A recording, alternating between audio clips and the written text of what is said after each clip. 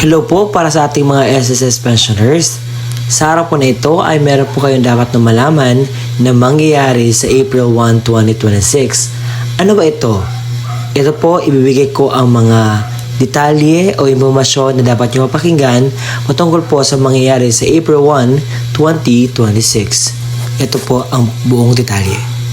Magandang araw mga senior citizens na pensioners sa SSS. Sa araw po na ito, alamin natin ang announcement na mangyayari po ito sa April 2026. Inaanyayahan kita na alamin mo ang mga bagay na ito. Ginawa ko itong vlog na ito para po sa kapakanan ng lahat, lalo na ang mga bagong pensyonado ni SSS. Nasa gayon po ay meron silang idea, information o mga kalaman patungkol po dito. Kaya naman, tapusin mo ang video nito hanggang sa dulo nang sa gayon makuha mo ang punto ng video kong ito. At kung nakatulong ang video kong ito sa iyo, don't forget to subscribe. Hindi ko na papatagin pa ang oras na ibigay sa inyo ang mga rapat ninyo mapakinggan na bagay patungkol po sa mangyayari sa April 2026. Kaya naman, let's go, pakinggan at kunin ang mga impormasyon.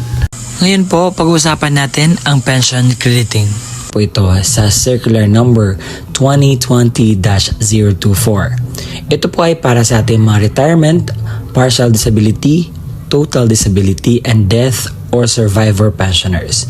Ito po ay revised schedule sa inyo pong monthly pension kung kailan po mag-credit sa inyo pong mga ATM. So, may tinatawag po tayong date of contingency kung saan dito po malaman natin kung anong batch po tayo, first batch ba or second batch.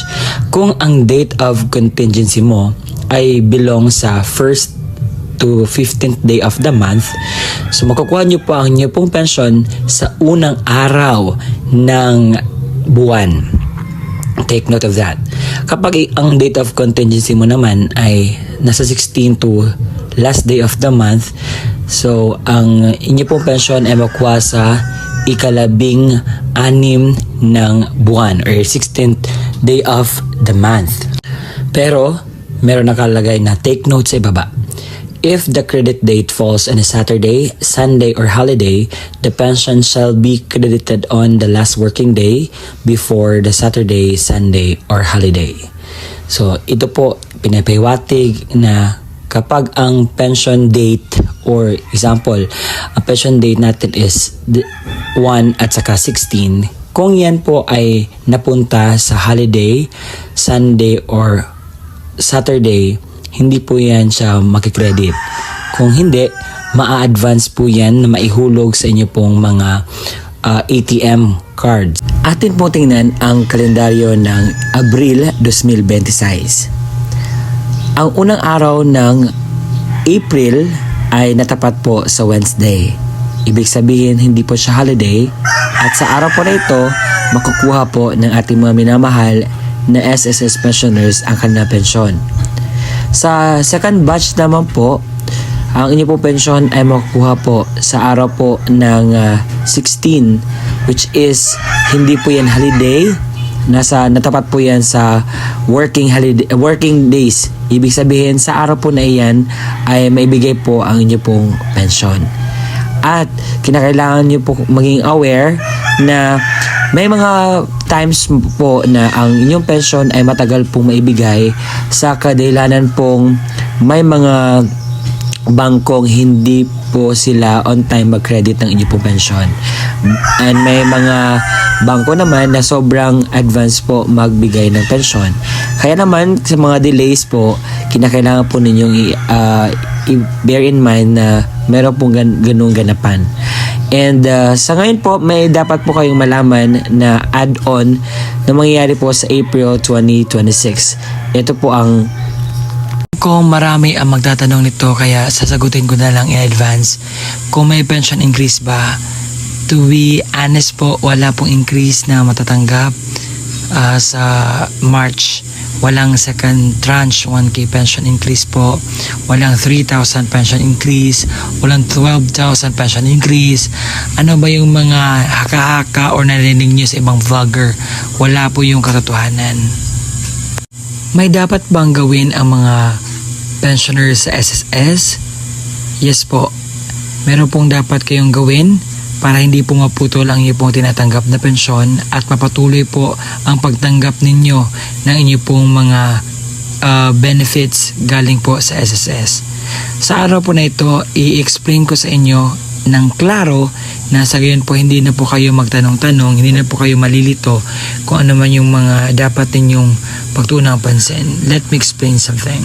Ang ACOP or the Annual Confirmation of Pensioners Program. So ano ba itong ACOP? Ang ACOP po ay reports ng ating mga pensioners sa SSS sa yearly basis para po mapanatili natin ang ating tinatanggap na pensyon sa pwede po nating maging eligible po tayo. So ito po ay according sa Republic Act number 11199 or the Social Security Act of 2018. So ang mga taong ito ang dapat pong magpahakop.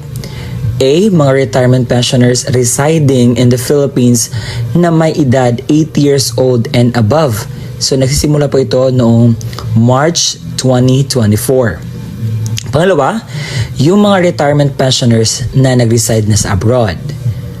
Pangatlo, total disability pensioners. Pang-apat, death or survivor pensioners. And panghuli, dependent children under guardianship. Take note, ang retirement pensioners na residing in the Philippines na 80 years old and above may required the ACOP program under the certain circumstances na determined upon the notification of SSS. Kahit hindi ka 8 years old and above, as long as may notification si SSS sa'yo na kinakailangan mong magpa-ACOP, is kinakailangan po natin niyang gagawin. Paano po ba ang pensyonado sa SSS mag-comply sa ACOP? Marami pong paraan kung paano po mag-comply sa ACOP.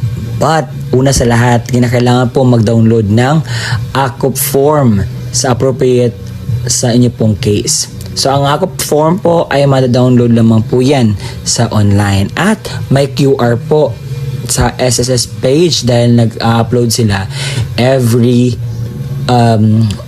month na may announcement sila na kinakailangan po magpa-ACOP. So una, ang Annual Confirmation of Pensioners for Retirement or Permanent Disability Pensioners. Annual Confirmation of Pensioners for Surviving Legal Spouse Pensioner.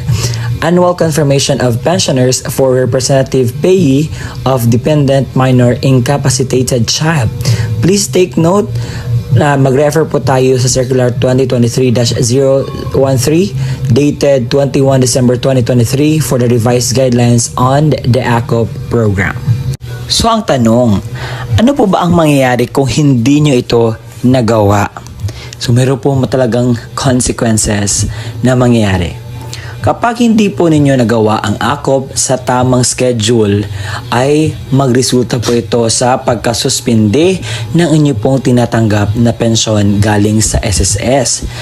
It will be automatically suspended 1 month after the month of the birth of the pensioners or the deceased member. Automatic cancellation sa pensioners after 2 years po sa suspende ng kanyang pagpa-ACOP. Kinakailangan po talagang magpa-ACOP dahil ang purpose po ng ACOP is inaalam ko ang SSS pensioners is still alive or still eligible to get a pension galing po sa SSS. Dahil naibalita po noong nakaraang Disyembre na marami pong mga patay na ng mga SSS pensioners na nakatanggap pa rin ng pensyon. Kaya naman, ina-update po ang data ng SSS at kinakailangan po nating magpa-ACOP. Yun lamang po mga qualified na magpa-ACOP, okay? Yung mga ninonotify ni SSS at yung mga 8 years old and above. Kung ang pensioner ay nasuspindi na ang kanyang pensyon, paano nga ba po ba dapat gawin para po maibalik ang kanyang pensyon? So, ang dapat pong gawin para maibalik po ang inyong pensyon is kinakailangan pong mag-comply. Resumption of pension shall be within 2 months kapag makomply mo na ang inyong pong pensyon. What I mean, ang inyong pong ACOP. Kinakailangan ang recalled pension, yung mga hindi mo natanggap na pension ay kinakailangan po yung maibigay kapag tapos ka na pong mag-comply lahat para sa inyo pong akop. If any and all accrued pension shall be credited to the pensioner's account. Ibibigay naman po yun dahil ang pension na iyon ay hindi sa SSS, kung hindi sa inyo po iyon, mga minamahal kong SSS pensioners. At yun po ang balita na dapat niyo malaman na mangyayari po sa April 2026. Na sana po ay nakatulong po ako sa inyo na maliwanagan po kayo sa dapat niyo pong malaman na balita patungkol po sa inyo pong benepisyo. At hanggang sa muli po nating pakikita, don't forget to subscribe my YouTube channel po. Bye-bye at salamat.